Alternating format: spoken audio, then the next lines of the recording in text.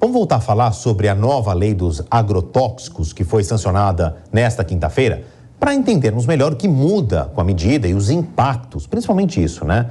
Dessas medidas, nós vamos conversar agora com o deputado federal Evair de Mello, do Progressistas do Espírito Santo, que também é vice-presidente da Frente Parlamentar de Agropecuária na Câmara. Deputado, boa noite. E eu queria começar com o seguinte, um dado que a gente estava discutindo aqui com o Vilela, nosso comentarista, logo no comecinho do jornal, foi uma tramitação, ficou indo entre Congresso e Palácio Presidencial, né, o Executivo e o Legislativo, por 24 anos. Agora tivemos 14 vetos. É uma medida provisória aqui, a gente está falando de uma lei sancionada, melhor dizendo, perdão, com muitos buracos. Qual que é a avaliação e como é que a Frente Parlamentar da Agropecuária na Câmara enxergou o resultado? Pavalli, boa noite, obrigado pela oportunidade. Eu digo que essa lei é uma das aberrações do processo legislativo e até do processo de regulamentação no Brasil. É inadmissível que nós tenhamos um texto tramitando 20 anos para que ele possa ser, enfim, ser conclusivo e chegar para a sanção presidencial. Você imagina que na origem desse texto aqui, ressaltar inclusive a autoria dele lá, ou então Brairo Maggi, né, parlamentar Brairo Maggi que apresentou esse texto, não dá para aproveitar, vou dizer assim, com todo respeito, pouca coisa do termo original, porque de 20 anos para cá nós temos muita evolução. Basta você olhar para os nossos aparelhos eletrônicos, né, fazer essa comparação, imaginar o que era o nosso telefone, a nossa televisão, né, há 20 anos atrás. A pesquisa agropecuária, a pesquisa fitossanitária, pesquisa de molécula evoluiu muito nesses anos que se passaram. Agora, depois de um esforço liderado pela Frente Parlamentar Agropecuária, nós conseguimos uma aprovação na Câmara dos Deputados. O presidente Arthur Lira foi muito importante, que nos permitiu trabalhar esse texto, e ele chegou ao Senado, e do Senado foi uma longa demora também, uma longa tramitação, até que ele fosse, então, aprovado na Câmara do Senado. E quando ele chega na presidência da República, é uma prerrogativa do presidente da República não fazer nada, vetar ou sancionar. E eu avalio que os vetos que ele fez, eu acho que está demonstrado, está claro para nós que o presidente da República tem uma má vontade com o setor agropecuário.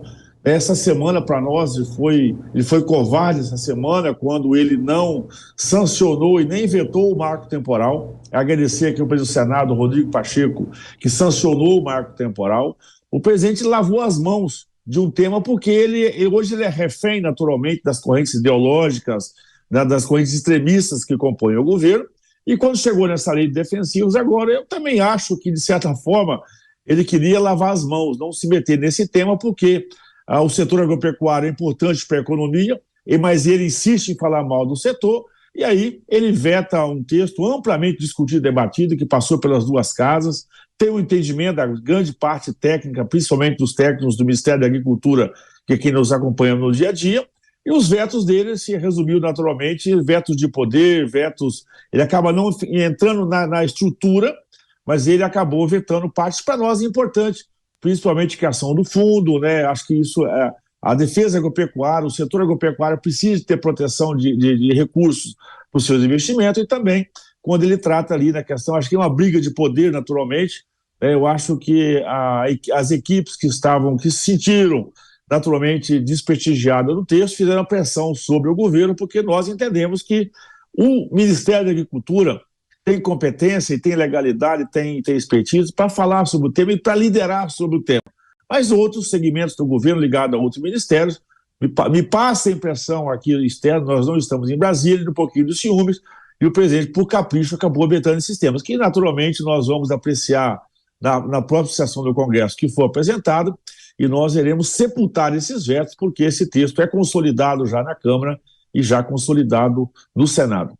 Evair, claro que a gente estava falando sobre os defensivos agrícolas e tudo mais, mas eu queria aproveitar a sua participação aqui no Jornal Jovem Pan para esticar um assunto que o senhor mesmo trouxe aqui na nossa pauta, que é o marco temporal das terras indígenas. Bom, me parece que os partidos agora vão tentar validar isso no STF. Deixa eu abrir um parênteses rápido aqui para quem está chegando agora. Hoje, o presidente do Senado, Rodrigo Pacheco, acabou promulgando uma lei ali que faz o marco temporal das terras indígenas a partir da Constituição de 1988, 89, ali no final da década de 80. Isso era já uma discussão que se arrastava. Hoje nós tivemos a promulgação da lei, mas isso vai ser reclamado no STF, como já foi em outras oportunidades. Queria a sua avaliação. Olha, o primeiro é que é extremamente importante e seguro, e agradecer a Jovem Pan pela oportunidade de falar isso com os brasileiros. A questão do marco temporal, a gente remete muito ao agro. Todo o território brasileiro, caso derrubasse o marco temporal. O que é o marco temporal? É que diz que terra indígena são aquelas que estavam ocupadas pelos indígenas no marco temporal da promulgação da Constituição de 88, outubro de 88, ou que estava em litígio, que aí poderia ter uma decisão para um lado ou para o outro. Feito isso, isso é a consolidação de terra indígena no Brasil, que já são 14% do território nacional. Comparando com o agro, nós somos menos de que 8%. Então, você percebe que terra indígena no Brasil, ela, de certa forma, é quase o dobro das terras que são destinadas para a produção agropecuária. Quando o presidente Lula lavou as mãos, ele deixa exposto, não é a produção agropecuária, é todo o território brasileiro. Porque o índio hoje é autodeclaratório, não tem nenhum teste de DNA ou alguma coisa científica, é autodeclaratório. Qualquer parte do território brasileiro, alguém poderia chegar, se autotitular indígena e dizer que era dono daquela terra e, naturalmente, já poderia ocupar. Ou, imagine você a insegurança jurídica por todo o território brasileiro. Aqui no estado do Espírito Santo, né, a história sabe que a região metropolitana, Vitória, Vila Velha, a Serra, lá em 1500 eram terras indígenas.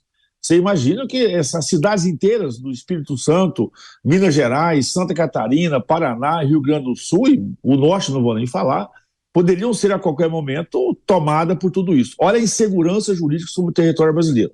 O presidente Rodrigo Pacheco, então, que nesse tema mostrou muita responsabilidade, sancionou, reconhecendo, legitimando, vamos dizer assim, esse marco temporal outubro de 88 e criando outros condicionantes, inclusive caso venha a ter desapropriações, questão de pagamento, a forma de comunicação e tudo isso mais. Eu tenho certeza que esses partidos que têm o hábito, que quando é assim, é mais ou menos assim, um ditado antigo, né? Aquela coisa de menino jogando futebol na rua, e aí quando dá os entendimentos, ele corre para dentro de casa pedindo o apoio do pai. Os partidos pequenos, principalmente os extremistas, e até o próprio partido do presidente da República extremista que é óbvio que eles vão recorrer ao judiciário, que ainda permite esse tipo de coisa, estão fazendo as alterações para impedir isso no futuro, mas eu tenho certeza que diante do posicionamento firme que Câmara e Senado deram desse tema, eu preciso de acreditar que o judiciário vai respeitar a decisão do parlamento, que é a vontade maior do país, e naturalmente nós vamos trazer segurança jurídica de investimento. Impossível atrair investimento para o país nesse momento, você ampliar o investimento em qualquer área, seja ele até urbana, quando você não tem aí o respeito à titularidade de terra, o direito de propriedade. Portanto, eu acho que o partido do presidente da República, os aliados do presidente da República irão recorrer às cortes superiores, mas eu preciso de acreditar nesse caso, vou dar a eles essa palavra de confiança e de bom senso, esperando que eles decidam pelo juízo e pela responsabilidade que é legitimar a vontade suprema do Congresso Nacional, reconhecendo como definitivo o marco temporal de terra indígena para outubro de 88. Esclarecimentos de Evair de Mello, do Progressistas do Estado do Espírito Santo, e segundo vice-presidente da Frente Parlamentar de Agropecuária na Câmara, que muito gentilmente nos atendeu aqui no Jornal Jovem Pan. Se não nos virmos mais, deputado, um feliz ano novo e até uma próxima oportunidade. Obrigado e parabéns à Jovem Pan pelo conteúdo e pela oportunidade que nos dá de dialogar com os brasileiros. Até a próxima.